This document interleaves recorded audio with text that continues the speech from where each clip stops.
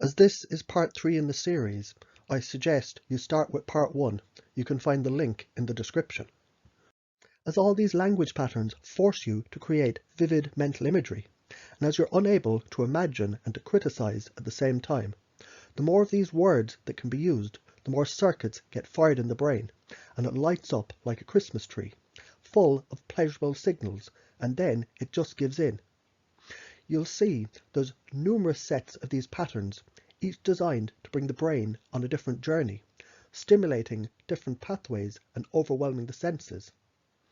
Some of the lists are the awareness presuppositions, such as the words realize, notice, aware, understand, recognize, comprehend, decide, figure out, determine, and remember. While these words sound very specific, they're actually vague, and they force the person listening to create their own vivid mental images. Next is the spatial awareness language patterns, such as the words overall, undergo, expand, beyond, among, to, from, arise, enter, under, outward, forward, and from deep within. You have the temporal words, which change their awareness of time, and this mesmerizes them, such as before, during, after, while, as, when, then, now, starting, continuing, first, second, and third. There's other presuppositions like easily, naturally, unlimited, simply, logically, intuitively, truly, utterly, effortlessly, relentlessly, safely, knowingly, and justifiably. You have the cause and effect presuppositions. This is the structure that men mainly think in. X causes Y. Or, I was stuck in traffic, so I was late to pick up the kids. Some of these cause and effect presupposition words are and, as, cause, because, since, as you, when you, whenever you, as soon as, and now you. You have complex equivalence. This is the structure that women predominantly view the world in. An example would be time equals money, or you were late, so that means you don't love the kids. You can spend a lot of time learning the significance of these language patterns and how they relate to every aspect of our lives and our thoughts.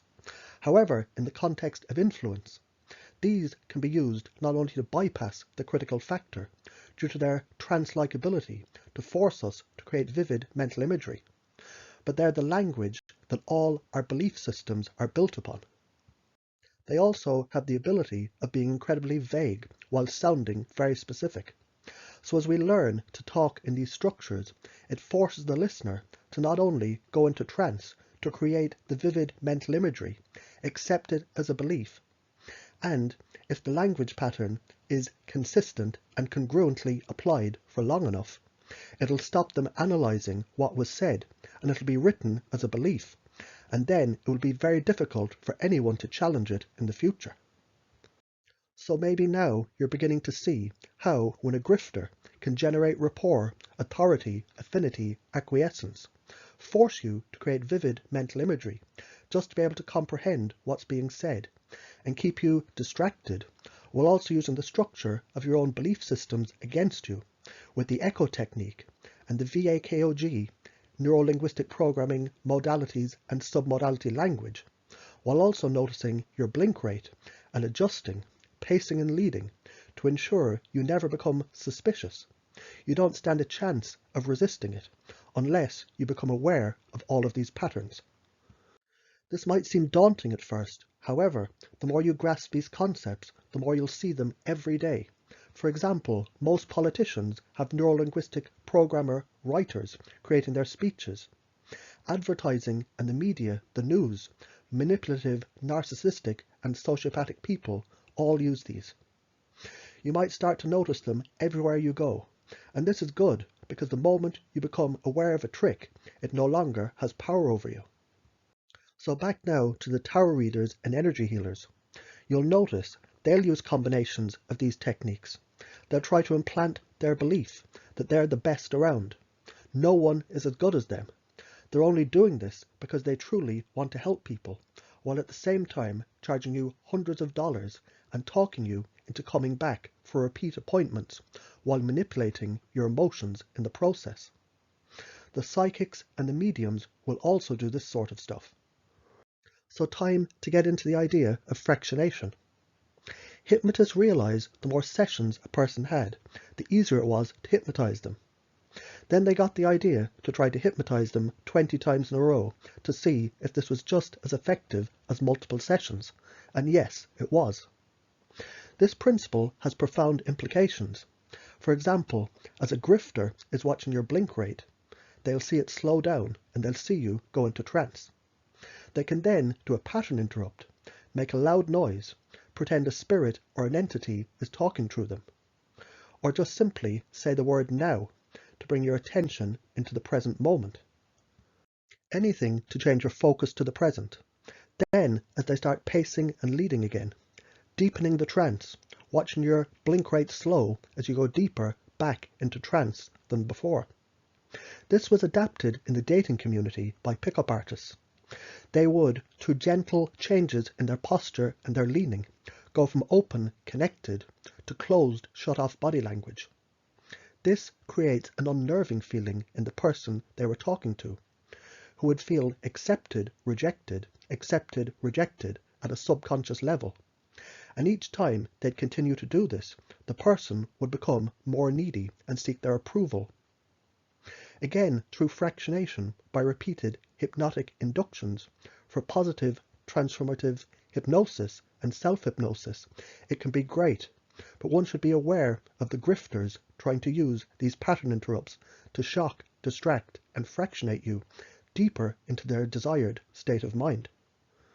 To the unconscious mind, there's no difference between a direct suggestion and a vivid description. This is how the Milton model of hypnotic installation was developed, and this employs storytelling and metaphor to install these suggestions into someone. This has an added advantage because you'll resist something that someone tells you, but you won't resist what you conclude. And you won't resist as much when it's in a story about something that happened to someone else, because it's harder to verify, therefore it gets more readily accepted.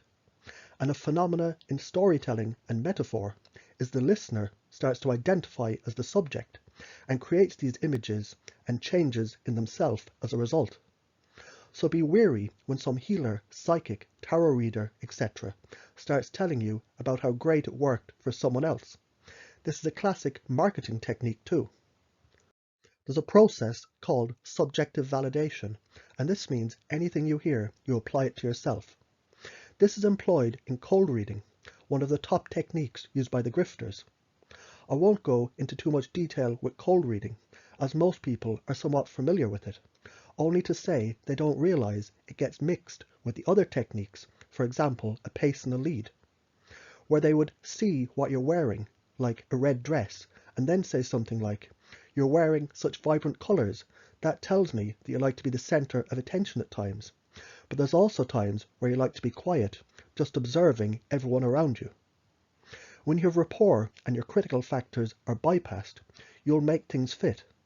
This is why someone doing a cold reading can get 9 out of 10 things wrong, find one thing that's correct, and your mind will then rearrange all the information to make his other incorrect predictions fit in some way.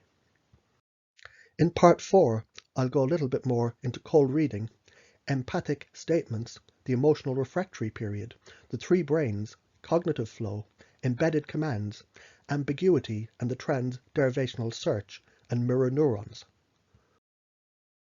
If you want to learn about herbs, supplements, and natural treatment plans, check out my website.